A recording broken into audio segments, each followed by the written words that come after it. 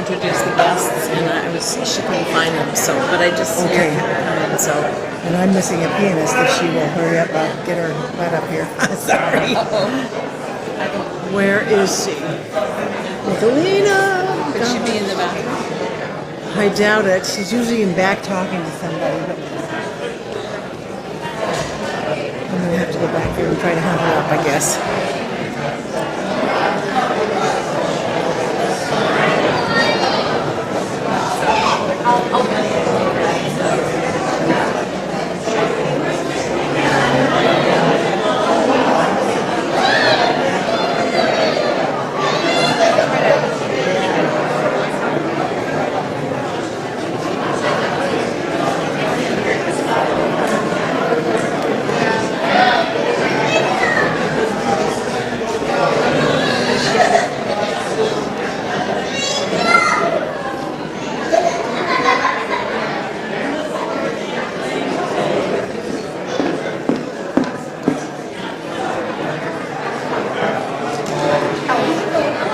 Well, let's see if she My hometown.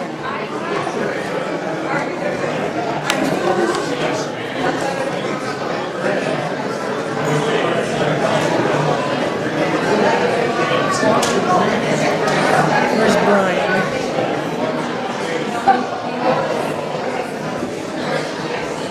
Brian.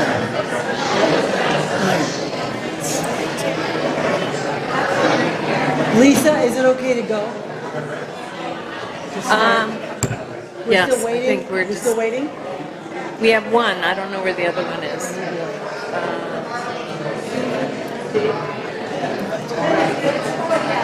Okay. Yes. Go ahead.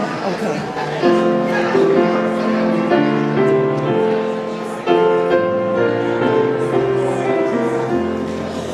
Just as long as I have breath, I must answer yes to life. Though with pain I made my way, still with hope I meet each day. If they ask what I did well, tell them I said yes to life.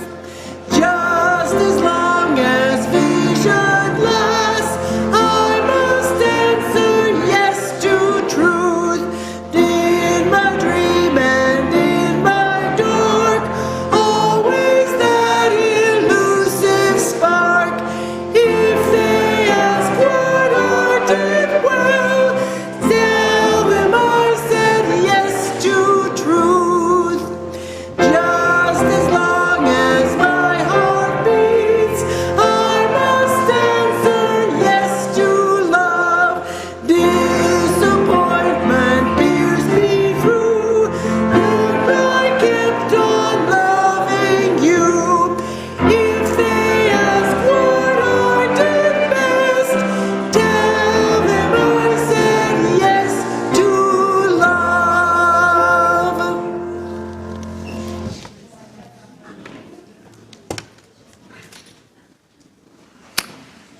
Good morning, and welcome to the Unitarian Universalist Church of Spokane. We're glad you are with us. UUCS is a welcoming congregation, and we appreciate your unique background, experience, beliefs, or lifestyle. If you're one of our longtime members or have been here for a short time, or if you're joining us today for the very first time, we're delighted to have you with us. We also want to welcome those watching us through live stream over the internet. We welcome you as well. It is our mission to join together to create a nourishing, liberal religious home and to champion justice, diversity, and environmental stewardship in the wider world.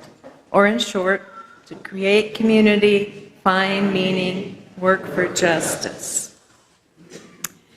We have a couple of announcements. First, Marion Moose's daughter has brought some of Marion's mementos, like this bracelet, and she wants to give them away to her friends and companions here in the church. So after the church service, please look at what goodies she has for us there, next to the books. And then, as you can see, our auction items are up for bid, and if you'd look around. There are all kinds of opportunities for meals, get-togethers, yard work, all kinds of good things to build community and build relationships within the church and to help the church. So please make a bid.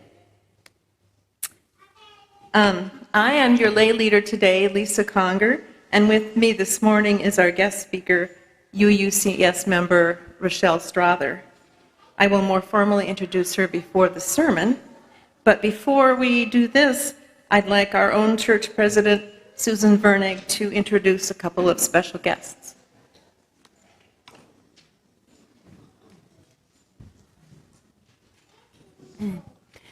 Thank you, Lisa. So, as most of you know, we have consultants from the Healthy Congregation team working with us this weekend, and they are holding focus groups. If you have not already attended a focus group, there's still room in some of the groups this afternoon, and you can come to the back and sign up. And they are also conducting an online survey. We can procure a paper copy for you if you can't go online, so let me know, or our Vice President, Catherine Alexander. And that survey will be open until midnight a week from today, so November 3rd at midnight. And we're hoping to have as many of you as possible fill that out. It doesn't take too long, but it's looking at priorities for the future of our church. So, and one other thing I do want to emphasize, we have heard from quite a number of people that you haven't gotten some of the messages about the survey or about the focus groups. If you are not receiving emails from our church, please come back to the board table and give us your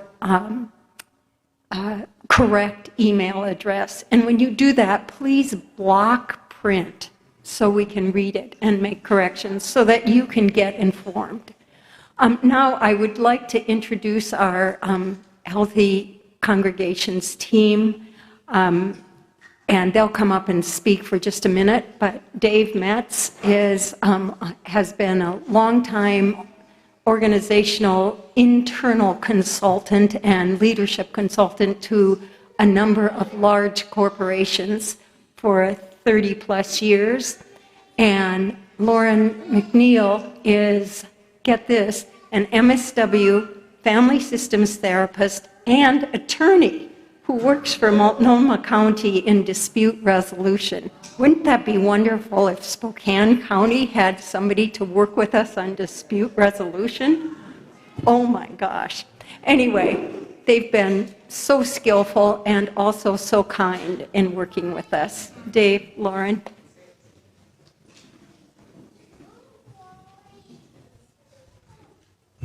Thank you, Susan. Good morning, everyone. We are so delighted to be here with you. I do have to say that although I live in Multnomah County, I actually work for Clackamas County, so if my employers are watching this sermon, they'll know I gave them proper credit. We are so very happy to be here with you. I'm here with Dave Mentz, as Susan said, my colleague and co-consultant on the Healthy Congregations team. And being here this weekend is only part of our assessment, which we will share back with you, and Dave will talk a little bit about our process. We are so impressed with your 132 years of service to the community and to one another, and wanted to say that in particular that we have been moved by your short form mission that we all just spoke together, and our work with you is very much geared towards supporting the health of the congregation now and moving forward in support of that mission. So thank you so much. We encourage all of you to participate as much as you are able. Thank you, Lauren. Yeah, my thanks too. As Susan mentioned, I'm Dave Mentz. I'm also extremely pleased to be here. We arrived on Friday and since then have just been immersed in experiencing your commitment, the depth to which you feel about this congregation, and the commitment that you're willing to expend to help this congregation best achieve the mission on a go-forward basis. So I really appreciate your engagement for those of you who have participated thus far.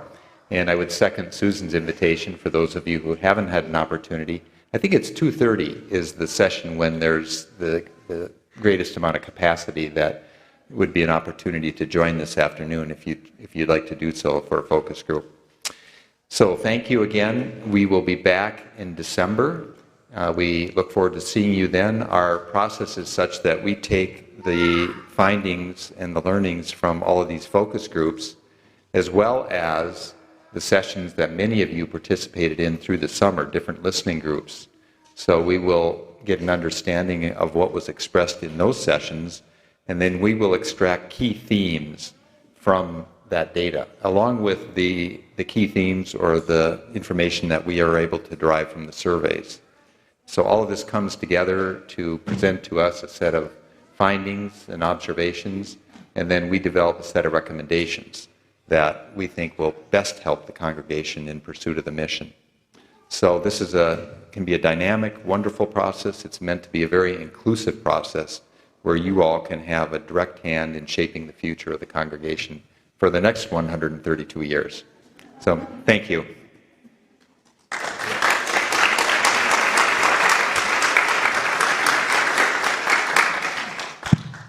Thank you. I participated yesterday and I found it very meaningful, so I encourage you to sign up and be part of that. Please take a few minutes now to greet one another and be sure to extend a hand to someone you don't know.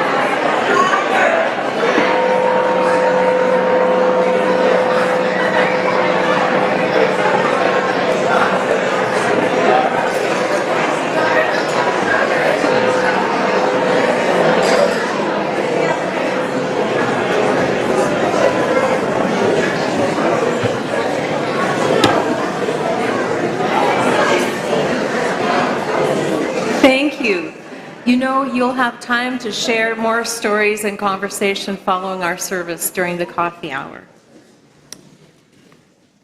We now turn from our informal greeting of one another to formally begin our service by lighting our chalice, the symbol of Unitarian Universalism, the symbol of our unity and solidarity, of our openness and inclusion, of our community and individual uniqueness. May this small flame be our offering of warmth to those who are cold and alone, and a light to those in darkness. May it be a flame that ignites justice in our world, and a beacon of hope to those in need. And may it reflect a spark of truth wherever truth has been lost, and cast a healthy shadow of doubt wherever it has been found.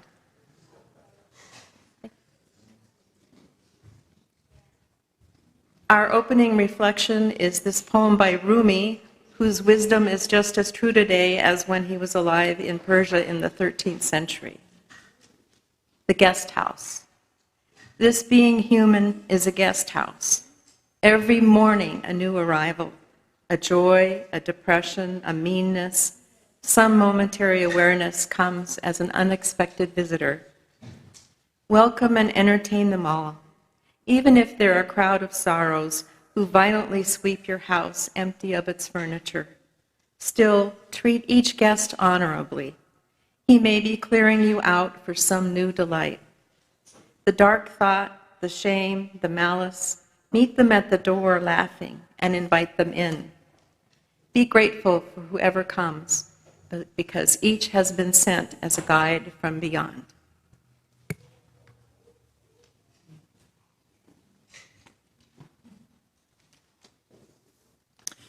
We start this morning with a hymn that actually deals with emotions.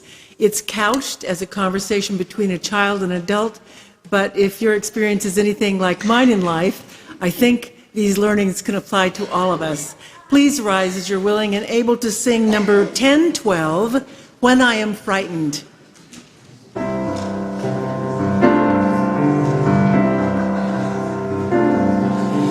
When I am frightened, will you reassure me?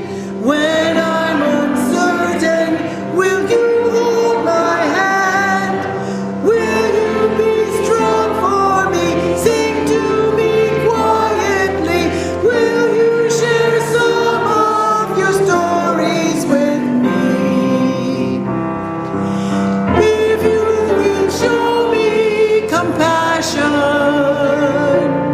then I may learn to care as you do. Then I may learn to care. When I am angry, will you still embrace me? When I am thoughtless, will you understand? Will you believe in me? Stand by me willingly. Will you share some of your questions with me? If you will show me acceptance,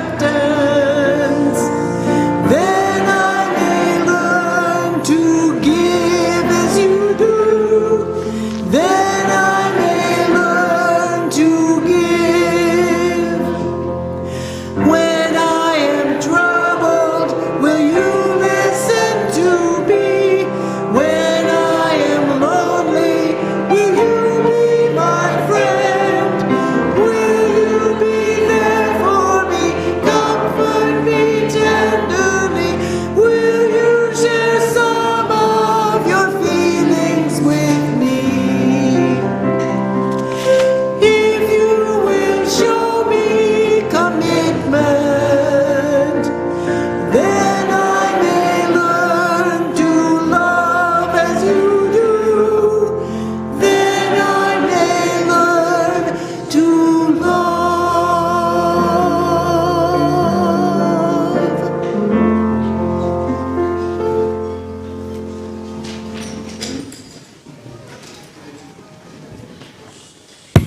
Well, good morning.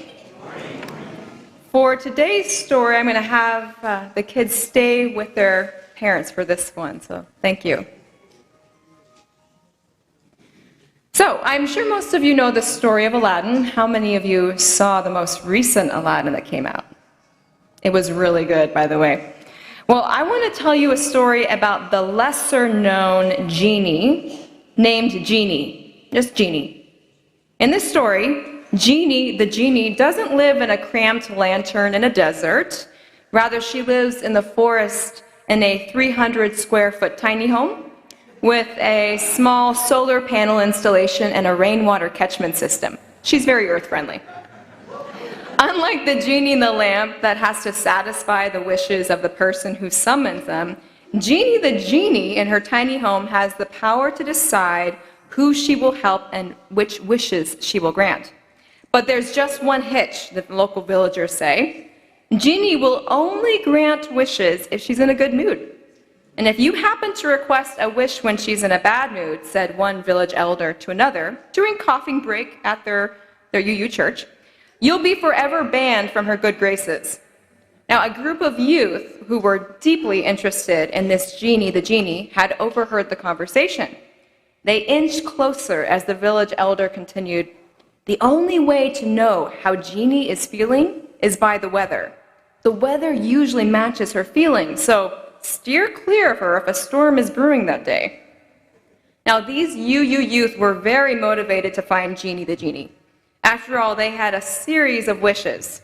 Not new iPhones or PlayStations, but reasonable things like global action for climate change, universal health care, a successful expedited impeachment process, little things. Reasonable things, really. The next week, they monitored the weather to determine the best time to find Jeannie.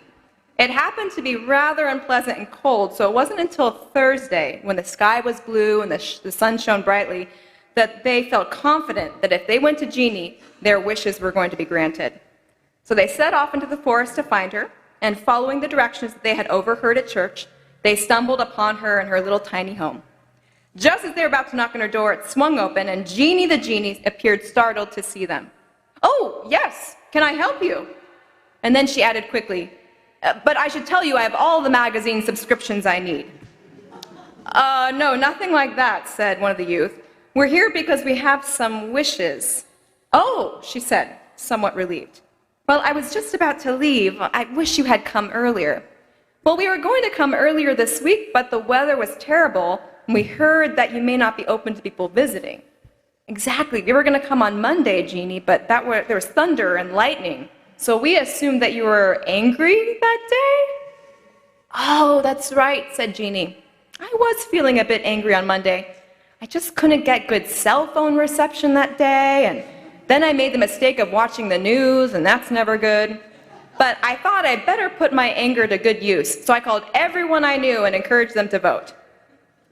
"Well, we were going to come on Tuesday," a youth said, "but it was really cloudy, so we thought you might be feeling some anxiety." "Oh, that's right. Yes, I was feeling a little anxious on Tuesday," she mused. "I got to thinking about all the family members that are coming to my little house for Thanksgiving this year and how cluttered it is. But then I put that anxiety to good use, and I tidied it up, and I got ready for my guests." "So why didn't you come yesterday?" "Well, yesterday it rained, and we figured you must be feeling kind of sad." "Oh, that's right," she said. "I was feeling pretty sad yesterday. I started thinking about my sweet dog that passed away. But then one of my friends passed by, and she told me that she just lost her pet. So I was able to sit with her in her sadness, and we cried a little bit together." "Well," one of the youth said, "we thought we'd come today because it was sunny and bright, and we figured you must be feeling happy today." "You know," Jeannie said, her eyes lighting up, "I am feeling happy today. I just learned that the ozone layer over Antarctica is shrinking. But I was just on my way out the door to take my ballot to the post office. Could you come back tomorrow?" she asked. Said one youth with hesitation. "The weather forecast says it's going to be partly sunny and partly cloudy and a slight chance of rain, so..." "Ah," said Jeannie. "Yeah, that's my shame and guilt weather. I'm probably going to be sitting on the front porch telling myself I'm not good enough, I'm not doing enough for the world, and I should be using my privileges to help more people." The youth looked at each other, thinking of their wish list, and they turned back and said, "Sounds good, we'll come back tomorrow." I think we'll now sing the kids off to RE.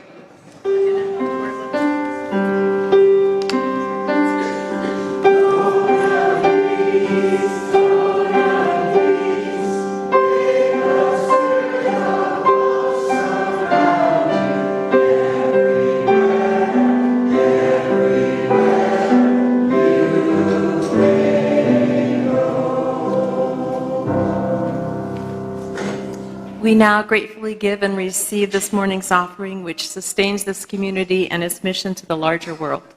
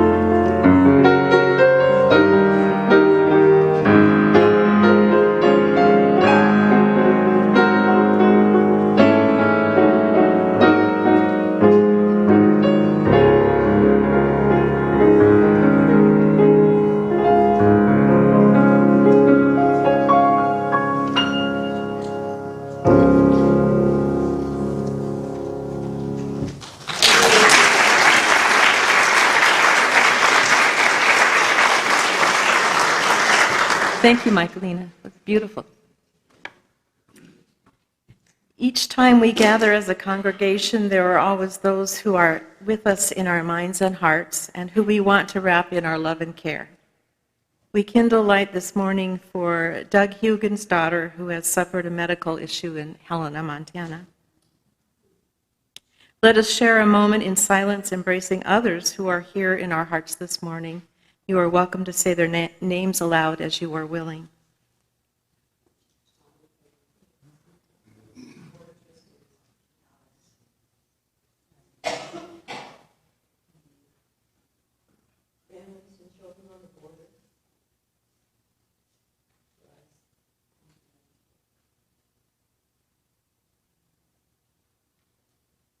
Those named aloud and those remembered in the silence, and all those who are suffering elsewhere in our world this hour, we hold in our community of compassion.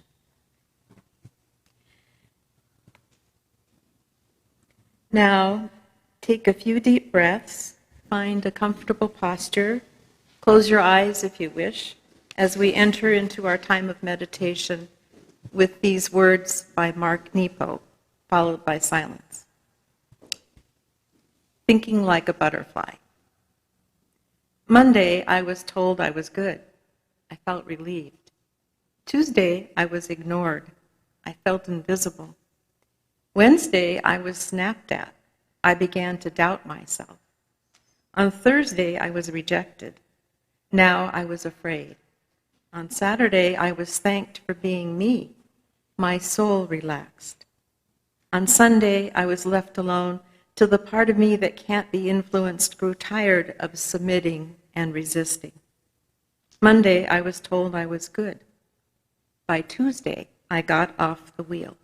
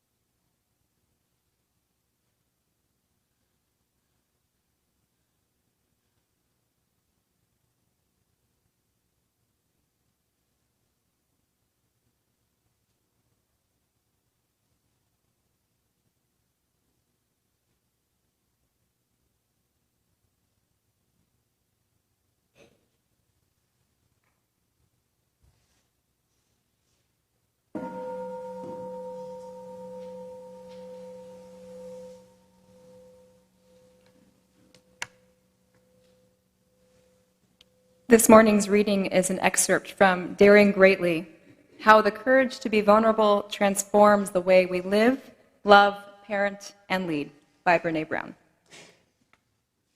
Vulnerability is the core of all emotions and feelings.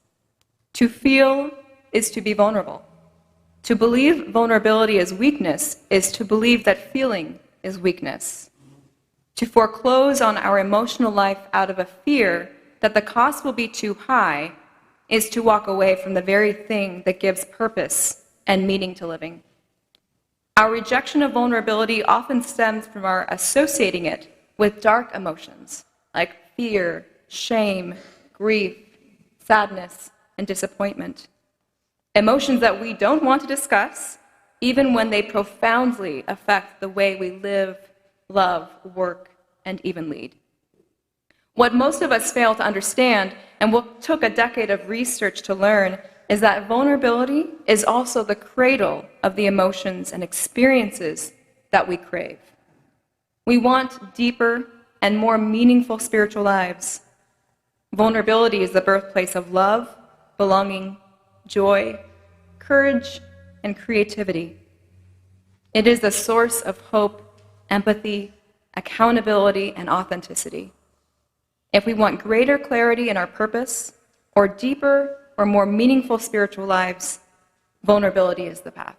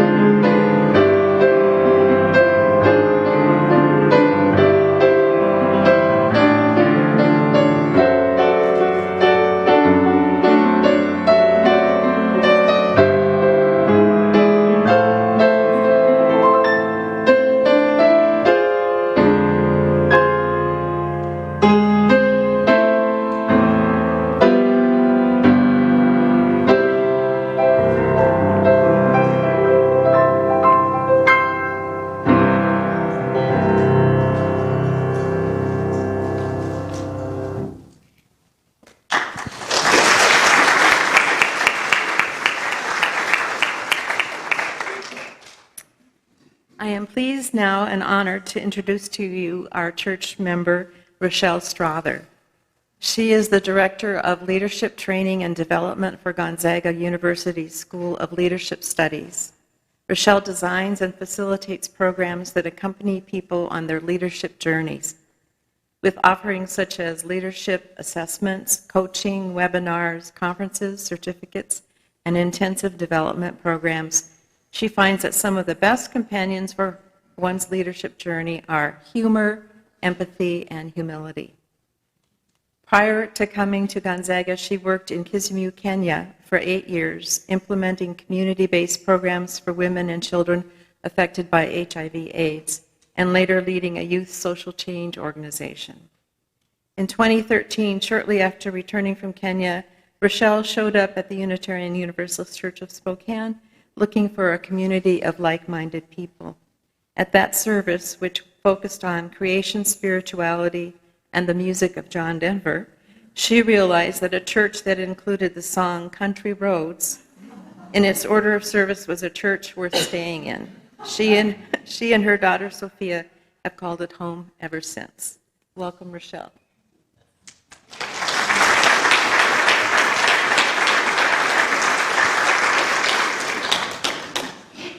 So I'd like to ask you how much money you would have at this point in your life if you had $1 for every time you thought to yourself, that came out wrong.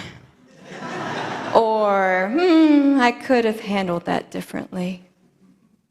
About 3 years ago, almost to the day, I came to work with a very robust to-do list because I was heading out to my first international conference that I was going to be speaking at that evening.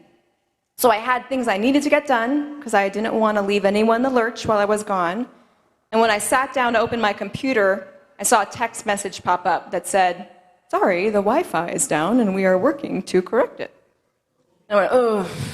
So I looked at my to-do list and saw that one of the things I needed to do was to make sure my credit card was going to be okay while I traveled. So I called my credit union and was speaking to a customer service rep.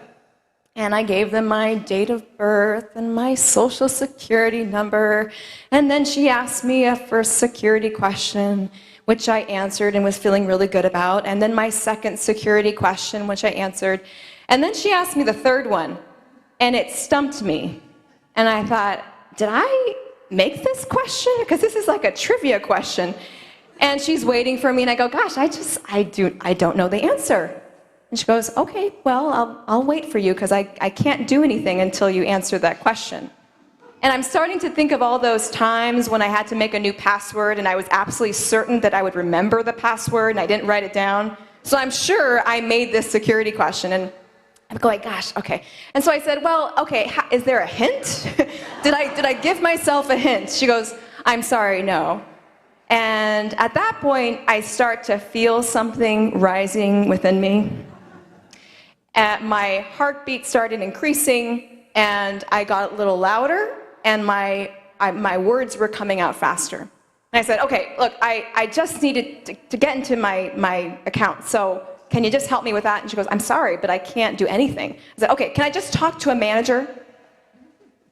And there's a pause, and she said, just a moment, please. And then, the girl from Ipanema. And it felt like 5 minutes had gone by, but it was probably 30 seconds. And I was just done, hung up, done. So it was 24 hours later when I was on the flight, when I realized maybe I could have handled that differently. Because in that moment, what that customer service rep, who was just doing her job the way she was trained to do it, what she was experiencing from me was anger and frustration. But that's not what was really going on. If you had to guess what was really going on for me, what was it? Fear. Driven by what? Anxiety and fear about leaving the office for a week, worrying that things weren't going to go right, worrying about my presentation, the stakes are high. If I were to do a target, like a bullseye, what it would look like is that anger was on the outside, and that's what that person saw. But what was really driving it was fear. That was the bullseye. Now, the irony of the situation is that I was going to this conference to present on emotional intelligence. And I think back to this incident for two reasons. First, I am probably now a recording that's used in the training purposes for this credit union. I'm okay with that. I get it. I deserve it. But secondly, I think that this incident is a textbook example of how emotional intelligence impacts our relationships and our experiences. And to be more specific, how the lack thereof in this particular scenario. Emotional intelligence, to put it really briefly, is the ability to recognize and manage our emotions and thoughts and intentions and to understand them in other people. This happens to be a topic I speak on and train on a lot, and it's become the topic of my doctoral program, my dissertation. So I spent a lot of time thinking about it. And I often ask groups this particular question. Just think about the best boss you ever had, and think about what made that the best boss. And sometimes when I'm asking that question, people kind of think thoughtfully about it, and they might pause a little bit before the answer, and they usually say things like, well, I felt supported by this boss, or the boss cared about me, was very empathetic. And then I'll say, think about the worst boss you ever had. And all the hands just start going up. And even the introverts in the room are now talking, let me tell you a story about this boss. And it's like the experiences that people have had with those individuals are so memorable, especially with the ones that were challenging. And the reason I always bring that up is because when we talk about the characteristics of those individuals, those people, whether it's a boss or a teacher, a professor, whether it's a doctor or a lawyer that you had hired, the things that we remember about them are not usually related to their IQ or their technical skills and knowledge. The things that make or break the relationship almost always have to do with emotion. Almost always. Back in 1995, a psychologist and a scientific journalist named Daniel Goleman wrote a book called Emotional Intelligence. And he wasn't the first person to use that term.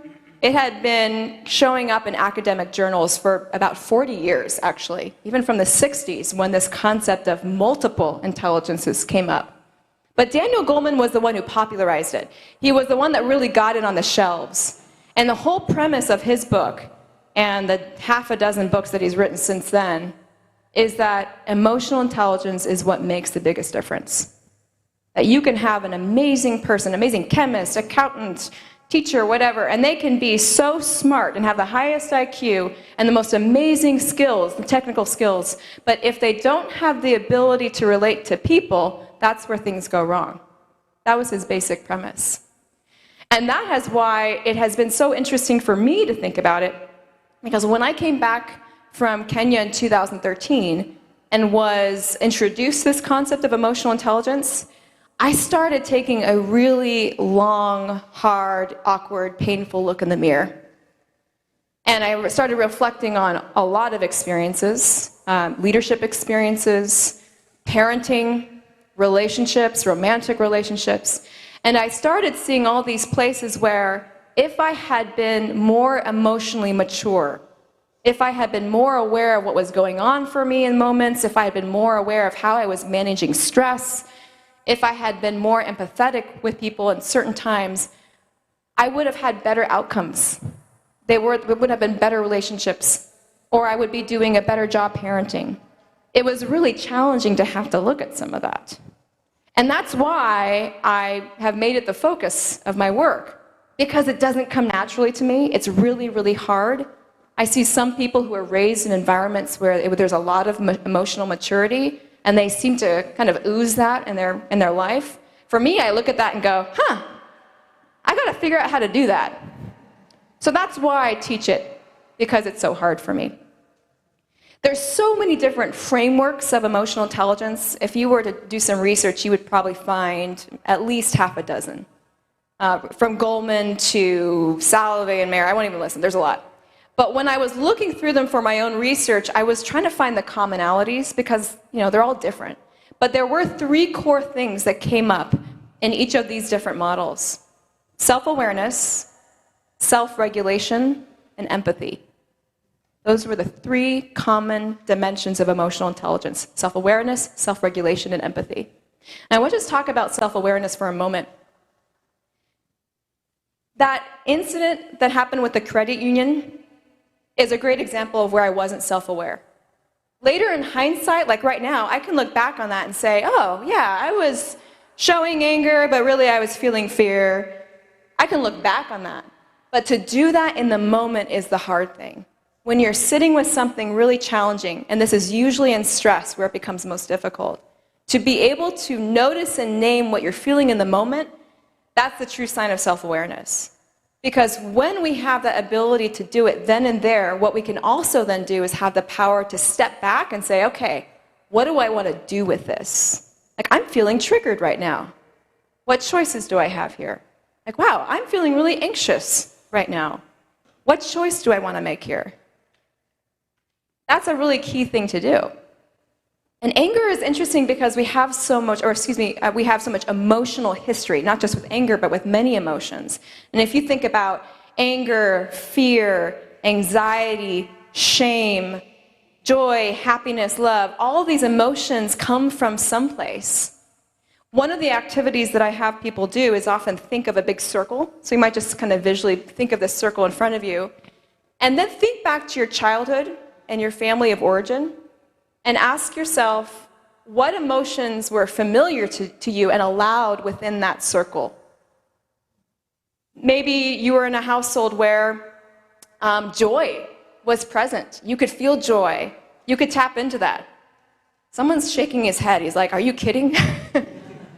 I was not in a household where joy was something we tapped very often. So that, for me, is an emotion that takes a lot of energy to get to. I don't just tap into it very easily. Some of you may have been in households where anger was really present, and that might be a very familiar emotion. Anger, for me, is something that I can go to very quickly. It's like a friend to me. I know what it feels like. I can go there. And the things that are outside, those might be the things that you weren't allowed to feel, or they weren't shown, they weren't seen, they weren't heard. And maybe those feel just less familiar. I was doing this exercise with some people in my programs, and a person said to me, so what if you don't feel anything? I said, okay, tell me more. And he said, well, I don't really feel any of that. I don't feel anger. I don't feel frustration, anxiety, all those things you talk about. I don't feel anything. And he goes, is that a problem? I said, well, it's interesting. It's really interesting. It might be something to unpack. So for the next month or so of the module that we were talking about emotional intelligence, he started to kind of do his own personal exploration of why it was that he didn't feel emotions. Certainly not the way that others appeared to. He took an emotional intelligence profile that we offer at Gonzaga, and it actually even gave him a dashboard of some of these things, and it confirmed a lot of what he was saying. And about a month later, after that first conversation, he had an insight. And he shared that his father, prior to getting married, had been a Catholic priest. And his father's priestly demeanor, which was very stoic, steady, consistent, not showing anything, was carried into his relationships as father and as a husband. So in that house growing up, he said, you just never saw any emotion registered. And the wife took her cue from the husband in that relationship. So she didn't show much either.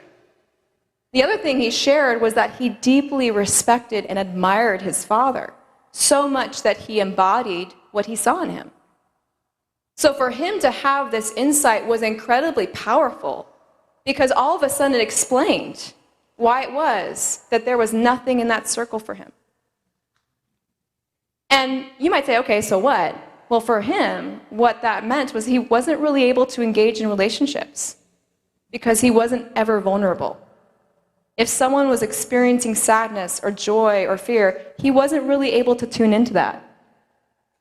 So that began his own journey to be able to kind of give himself permission to feel things and to do things that were going to sort of elicit emotions for him.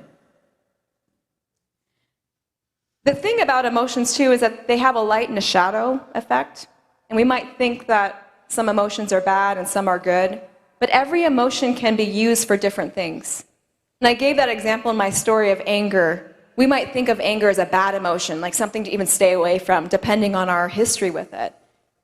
And anger in its most damaging or maybe unproductive form might look like road rage when we're trying to get onto I-90 on Brown Street, and no one's letting us into that far lane. You know the one I'm talking about. That might turn into road rage, and that can be anger. But anger is also what drives us to the polls. Anger is also what takes us to the streets to march and protest and rally. Righteous indignation and perceived injustice are forms of anger, and those are incredibly productive. So if you've ever been told that you can't be angry, just know that anger is what gets us there. It can be incredibly productive. And that's true for every emotion, has that light and that shadow.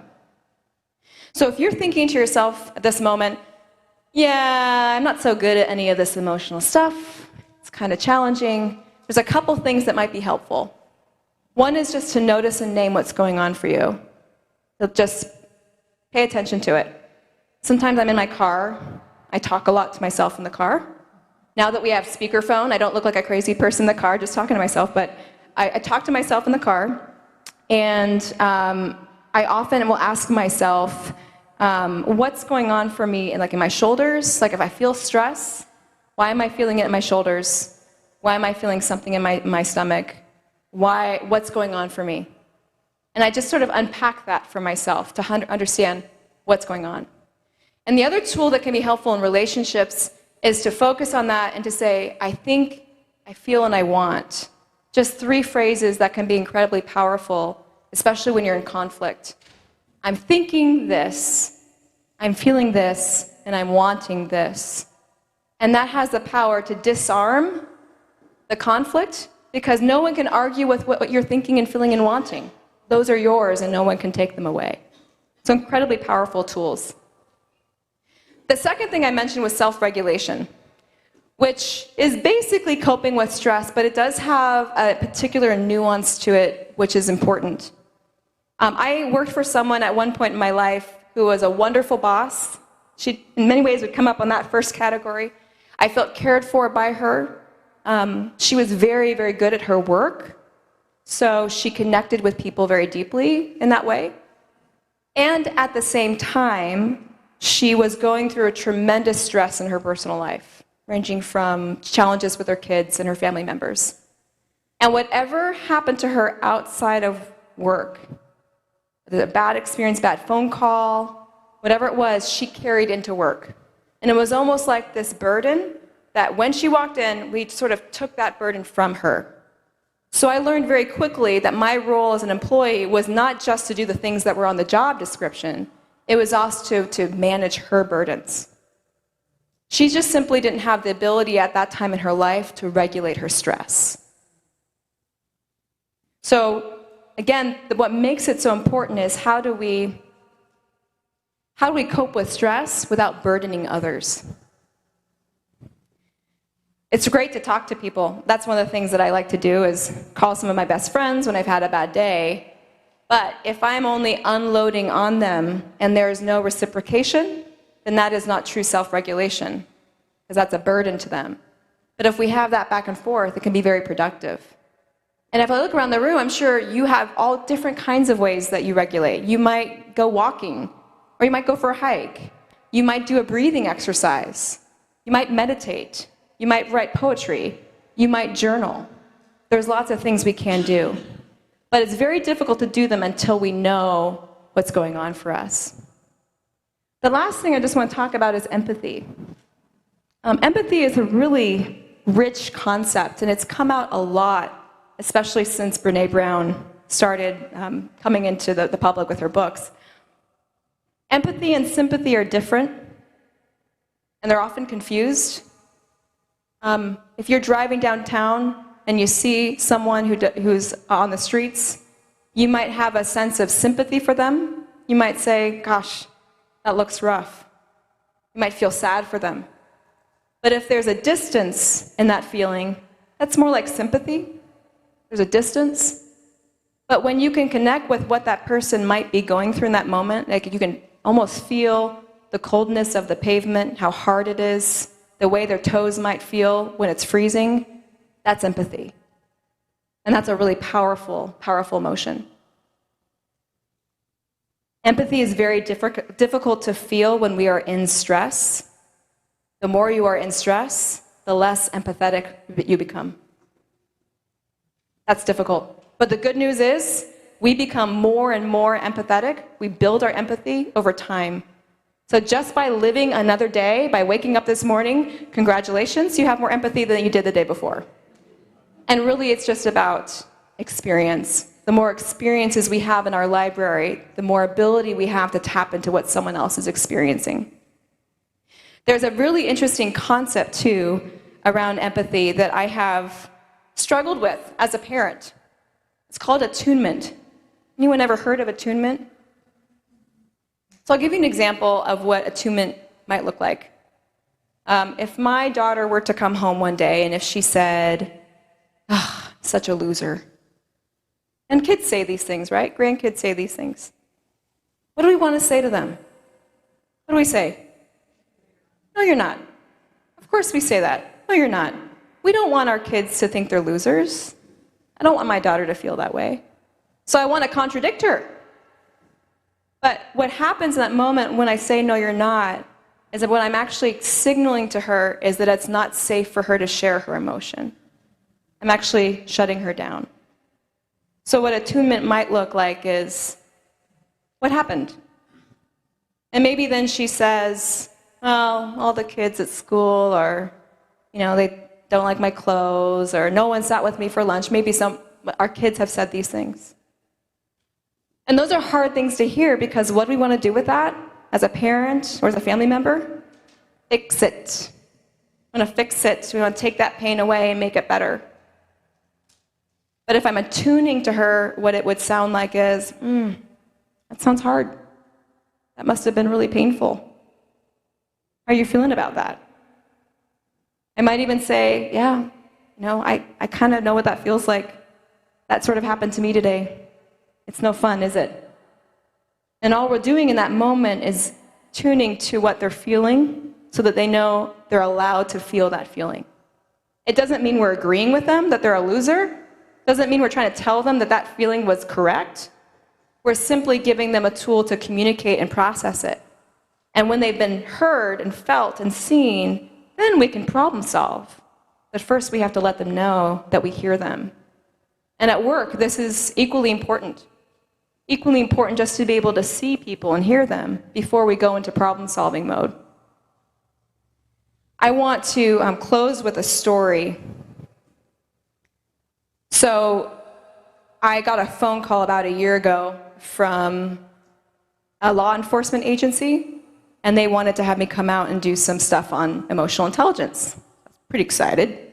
Don't normally get to do that with a law enforcement agency. And they asked me if I'd do like a 4-hour workshop. I'm like, oh, okay, yeah, that's the stuff we do. Sounds good. So I arrive at the conference place here in Spokane, and I find out that I am at the end of a 3-day conference for them, and I am what's standing between them and beer and golf. So, okay, that's fine. I'll work with it. Get into the room. It's a pretty small room. It's kind of cramped. 40 people in it. And it was so cramped that the PowerPoint, the projector slide, the screen was right here, and the first desk was here, so there really wasn't even any room to kind of move or anything. So not the most ideal space. But what I noticed as I walk in is that there are about 39 or so people. There were 38, actually, sitting like this. Black coats, caps down over their eyes. You could barely see their eyes. And then there's one woman over here, Kathy, who's the administrative assistant. And Kathy's like, and I'm thinking, I'm looking at Kathy today.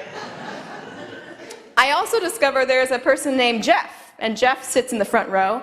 And Jeff is like the anomaly of the department. I think there must have been some kind of glitch when he took a career assessment. Like, he was supposed to be a teacher or a counselor or something, but he ended up in law enforcement. And whenever I'd ask a question of the audience, it'd be silence, and then there'd be Jeff. Well, gosh, I think, and I'd look around the room, and people would be like, Jeff. There was also a group of about 3 or 4 guys in the third row who would make some pretty off-color comments, some sarcastic jokes, and kind of nudge each other in the elbows and say something, and the whole room would just collapse in laughter at some point, and I didn't know what they were talking about. So that was kind of challenging. So I am working my butt off in this workshop. This is one of those audiences that is really challenging for me. And at one point, I thought there was a glimmer of interest when I started talking about college students and what I was seeing in them in terms of anxiety and depression. Glimmer of something, and then it kind of went away, and oh, darn. So I'm working my butt off, and finally I'm just exhausted. It's about 3:30. I gave them a question or an activity or something to do in small groups, and then I walk over to the head guy, and I said, hey, I'm kind of thinking that maybe we should wrap up a little early, like maybe they wouldn't mind being let go early. What do you think? And he goes, oh, they love this stuff. Yeah, I can tell. Look at them. They love it. And I'm looking around, and there's a guy in the back who's like, I'm not even joking. There was a guy full on sleeping in the back. And so I'm looking, I go, I think they're done. I think they're done. He goes, no, just keep going. All right. So I'm pulling every trick out. So it comes to 4:30. We finish up. They start to leave. And most of the guys, as they leave, they're just like, thanks. No eye contact, just sort of out the door. But there are 3 people who stayed behind to talk to me. One was Jeff. Jeff was like, oh, this is so interesting stuff. Do you have any book recommendations? Because my wife and I we just love to do more. I'm like, absolutely. I love people like Jeff. Jeff, float my boat. Then Kathy was there, and Kathy said, oh my gosh, thank you so much. I have been talking about this for 20 years, and no one listens to me. And you confirmed everything I've been saying. It's like she just needed her person. This poor person, Kathy, did not have her person in that department. And then there was this other individual, and I don't know his name. I can't remember. But he was in that group in the back, that were right here in this third row. He was one of the guys that was kind of doing a lot of this, off-color comments. And he walks up to me and he says, this emotional intelligence stuff, I don't really see this being very helpful in our jobs, if you know the work we do. And I'm looking at him, and I'm looking at the gun holster on his hip, and I'm thinking I'm not going to debate him. I'm just not going to go there, just not going to argue with someone who's got the gun. I said, okay, so, agree to disagree, that's fine, I hope you've taken something from it, if anything, And he goes, well, the thing is, and this is where he paused, and I could see that he was struggling. He said, I have a daughter in college, and she's been telling us that she's depressed. She has a lot of anxiety and depression. And I don't really know what to do for her. I don't know how to help her. And this has given me a lot of things to think about. So thank you for that. Then he walked out, and he said, okay, who's got the beer? So that moment passed. But in that very moment before, when you could tell that he was struggling, in the pause, I think it took this law enforcement agent tremendous vulnerability to share something that was deeply painful to him. He probably didn't care so much about all the emotional intelligence stuff for his job. He probably kind of feels like he's got that covered. But maybe the one area of his life where he felt hopeless and weak and unsure and uncertain was with his relationship with his daughter. That's why I feel so passionate about this.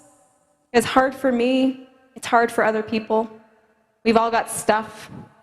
What I like to do is take my stuff and say, here's what I got. Feel free to share what you got, and we'll kind of put that there and try to make sense of it together.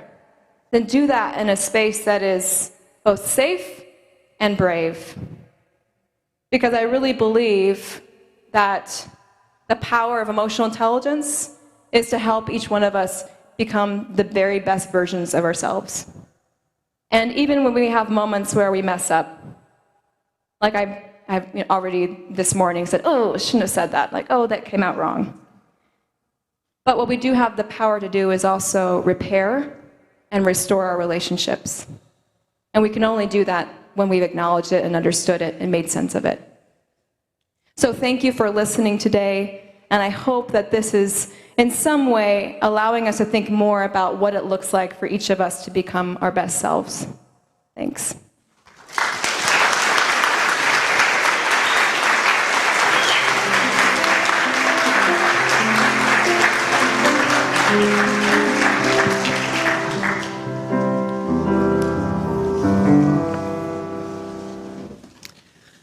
So it's kind of like a dance we do with other people, with emotions.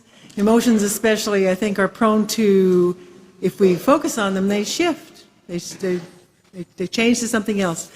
So let's stand and sing Let It Be a Dance about all that. Number 311.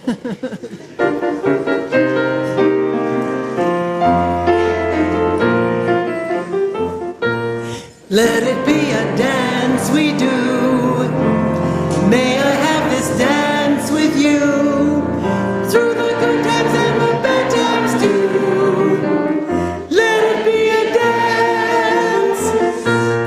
Let a dancing song be heard. Play the music, say the words, and fill the sky with sailing birds. Let it be a dance. Let it be a dance. Let it be a dance. Learn to follow, learn to lead. Feel the rhythm, feel the need to reap the harvest, plant the seed.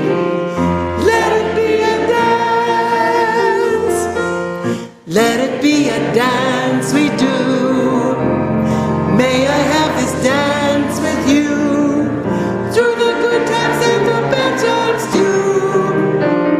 Let it be a dance.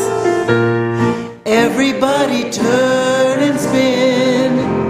Let your body learn to bend. And like a willow with the wind. Let it be a dance. Let it be a dance. Let it be a dance. A child is born, the old must die. A time for joy, a time to cry. Take it as it passes by. Let it be a dance. Let it be a dance we do. May I have this dance with you through the good times and the bad times too. Let it be a dance. Morning star comes out at night. Without the dark there is no light. If nothing's wrong then nothing's right. Let it be a dance. Let it be a dance. Let it be a dance.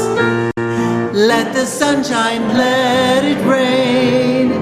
Share the laughter, bear the pain. And round we go again. Let it be a dance.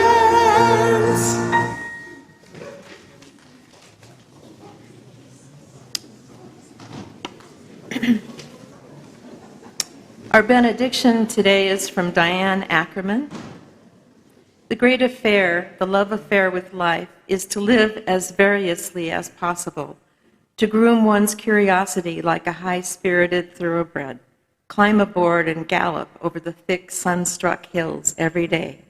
Where there is no risk, the emotional terrain is flat and unyielding, and despite all its dimensions, valleys, pinnacles, and detours, life will seem to have none of its magnificent geography, only a length. It began in mystery and it will end in mystery, but what a savage and beautiful country lies in between. Amen, blessed be, salam alaikum, and shalom.